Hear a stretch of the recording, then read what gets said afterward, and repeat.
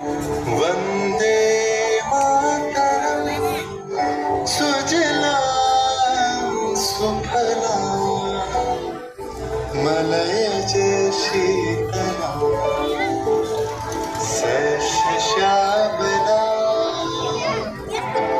सस्यश्यामलां मातरं वन्दे मातरम्।